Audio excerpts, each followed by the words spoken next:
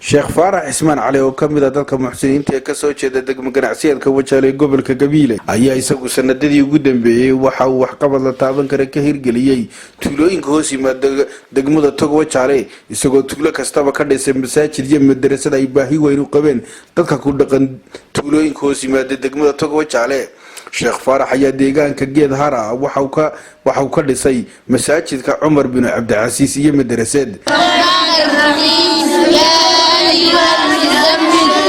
على آله وصحبه وسلم. هنا في قرية جيد هرة، ويسمونها جيد هرة، وهذه القرية مسجد البدرية عمر عبد العزيز، وهذه الطلاب الحفاظ مدرسة البدرية مدرسة مسجد عمر بن عبد العزيز. وإن شاء الله تعالى راح نبدأ واحد على طلاب المدرسة بإذن الله واحد الأحد. نسأل على مستواها كل طالب هنا في مدرسة بدرية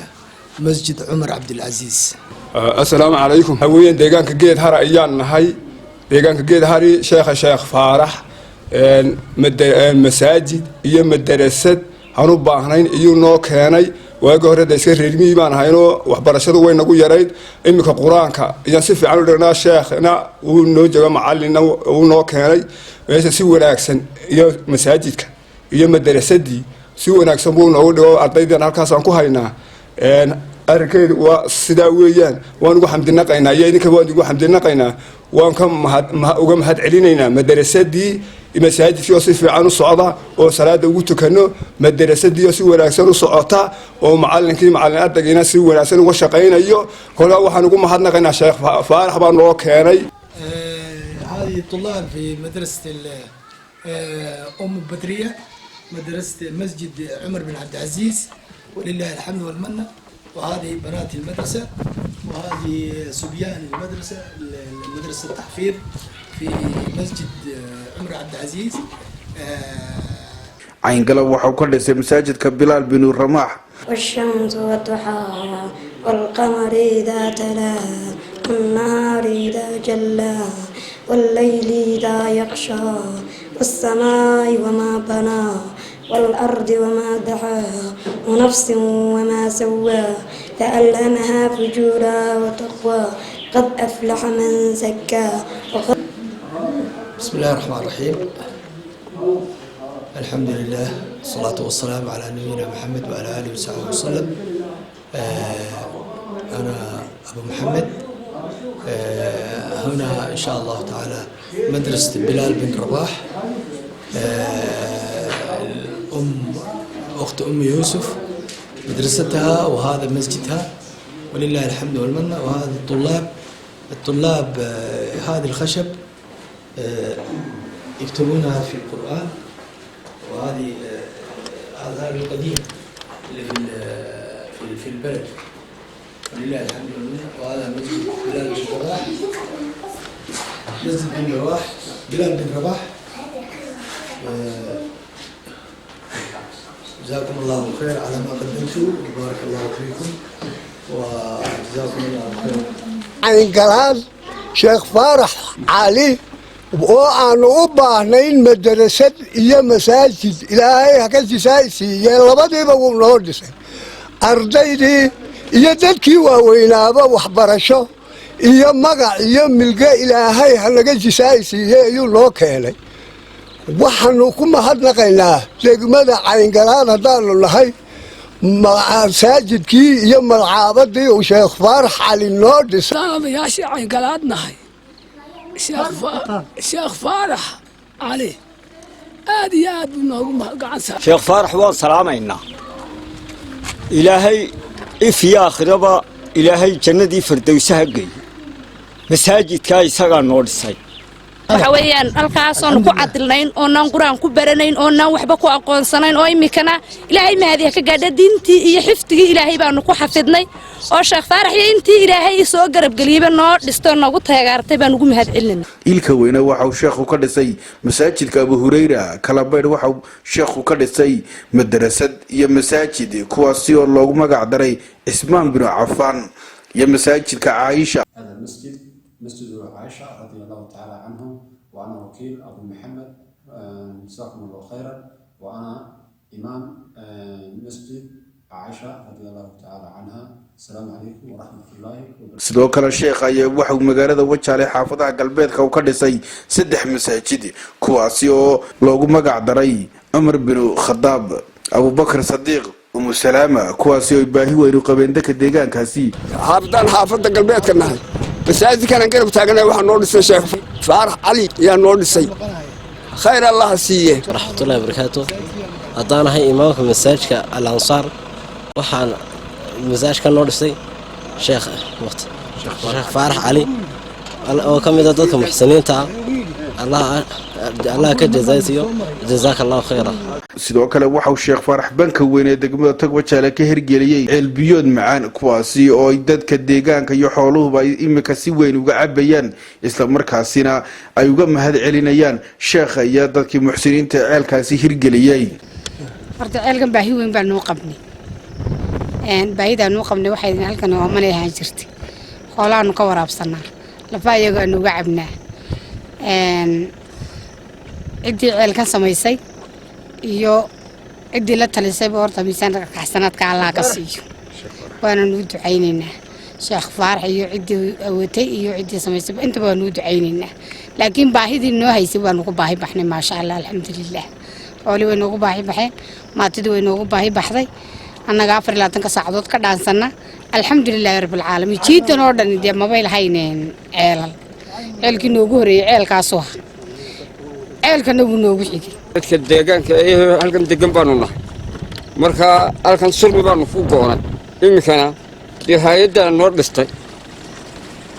ilaahay ha u gargaaray marka taasaan mahad baanu ugu qabnaa Sheekh Faarax dadka cabi jirteen horta hore waxaanu ka cabi jirnay Abu Barri iyo ceel bardaali maantana halkan aanu ku cabinaa mahadda ilaahay baale iyo hay'adda noo keentay iyo Sheekh Faarax ceelka uu ka hirgeliyay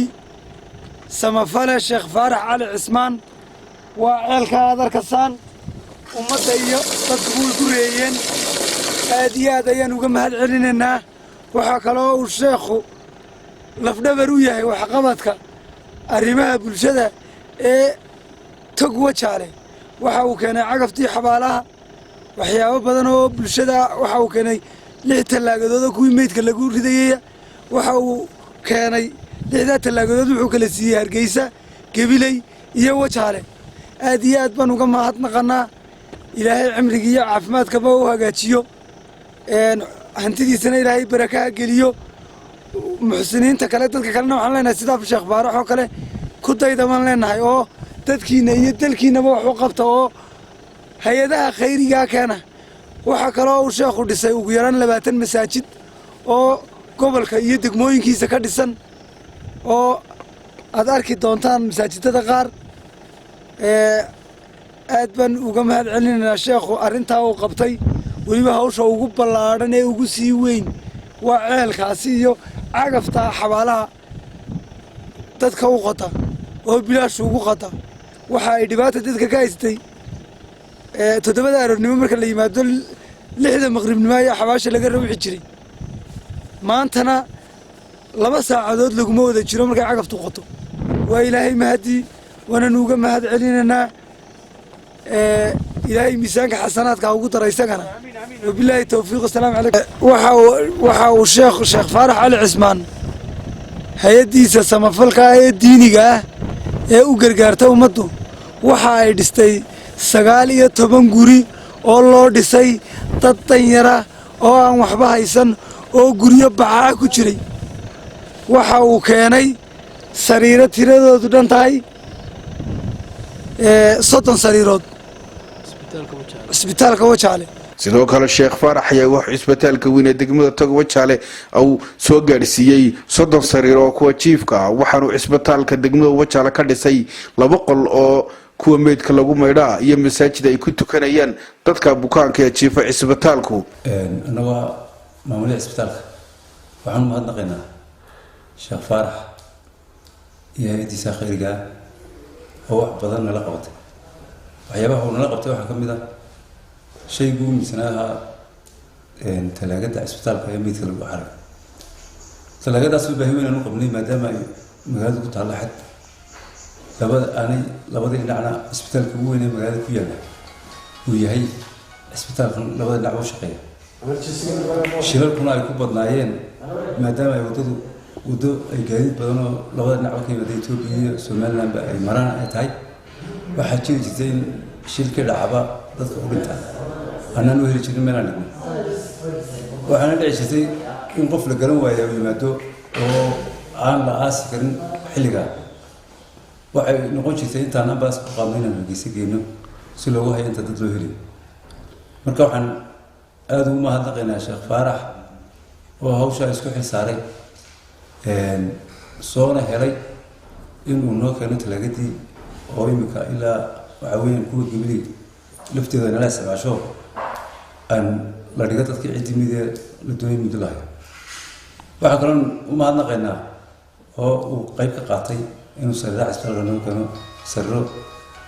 kun muuqday halkan naag yaala kuwaas oo cisbitaal baahi weyn u qabo marka waxaan leenahay ka jisaysiyo wax qabadka oo la qabtay waxaan leenahay ka daalinay wax badan oo kale oo ka dhimay cisbitaalka oo ka mid yahay bankiga dhiiga iyo baahiyo fara badan oo kala jira inuu la qabto waxa kale oo ku daraya masaajidka cisbitaalka inuu yahay sheekh Xasan ee keenay masaajidka cisbitaalka Xasan inuu haa keenay waxa kale oo dhisay qolka meedka laftiisa sheekh faarax saarisay oo cisbitaalka ku kuliyay mukaadiyad ayaan ugu mahad مسكيتك كردسان اسبطال كان Togwajaale waxaa noo dhisay Allah caawiye sheekh faarax cidii soo xaqa ka soo tabataabaysayna Allah caawiyo waxa ku tukada ummad dhan oo mujtamaca oo ah dadka shaqaalaha waadka waxa kale oo ku tukada dadka la socda dadka bukaanka ayaa ku tukada labada qol ee meydka ee midna dumarka yahay midna ragga yahayna sidaa waa lagu kala maydhaa raggana qol ayaa lagu maydhaa qolla raggaa lagu maydhaa taaglaagada na waxa noo keenay sheekh faarax sidoo kale sheekha ayaa waxa uu magaalada Gabiley cisbitaalka ku wareejiyay talaagada weyn ee meydka sidoo wadanka reer Kuwait ay noogu deeqay talaajada meydka lagu kaydiyo oo aynu u qabnay baahi aad u ballaaran wada weydeen haddii shil magaalada ka dhaco inaan jirin meel alla meel meydka la dhigo sidoo kale waxaan mahadnaq ballaaran u jeedinayaa sheekh faarax oo ah muwaadin u dhashay Somaliland gaar ahaan gobolka Gabiley ahna muwaadin inta badan ka shaqeeya tabarucaadka wada weydeen hore wuxuu soo qabtay ceelkii banka Wajaale laga furay Hargeysa oo keenay talaajada meydka Wajaale oo keenay talaajada meydka iyo maanta oo keenay gobolka Gabiley talaajadii meydka ee baahida badan loo qabay mar labaad iyo mar saddexaad waxaan aad ugu mahadnaqanaa oo hambalyeynaa dadaalka uu ugu jiro sheekh faarax inuu horumariyo bulshooyintiisa Somaliland gaar ahaan gobolka Gabiley waayo muwaadinka Kuwait muu ogeyn baahiyaha ka jira Somaliland ama gobolka Gabiley cidda wax fahansiisay ee wax u sheegtay arrimaha ka dhaadhicisay waa sheekh faarax sidaa daraadeed waxaanu leenahay bulshada Somaliland ama gaar ahaan gobolka Gabiley dadkeena ninka wax qabanaya inaynu hambalyeyno uguna ducayno garab istaagno ayaa loo baahan bismillaahir rahmaanir rahiim in talaajada meedka ee la keenay dhakhtarka Gabiley kule waa baahi aad iyo aad loogu baahnaa inta sanadadan u dambeeyayba marka cid kasta oo ka qayb qaadatay waxa weyn aad baan ugu mahad celinaynaa oo ugu horeeyo waxa weyn sheekh faarax waxaan leenahay jazakallahu khayr baan leenahay oo in badan aan isweydiinay ayaa maanta aynu xalkeedii helay talaajada meydka oo aynu garanayno baahida ugu daran ee ahayd hosbitaalka inaynu maanta ku guulaysanay oo uu hormuud ka yahay Sheekh Faarax runtii oo aynu ugu mahadnaqayno dadaalka aadka u balaaran ee uu gobolka ka wado aan ku ekaynu gabilay laakiin ilaa wajaale Hargeysa adu gudaha Soomaaliland ba sheekhu aad buu ugu dadaalayaa wuuna deeqay marka waxaynu ognahay mushkiladda hosbitaalkeenan ka haysatay xagga adeeg la'aanta talaajadan oo aynu garanayno daan imkaan xasuusano shilkii u weynaa mar uu dhacay oo 14 meeyda halkan la keenay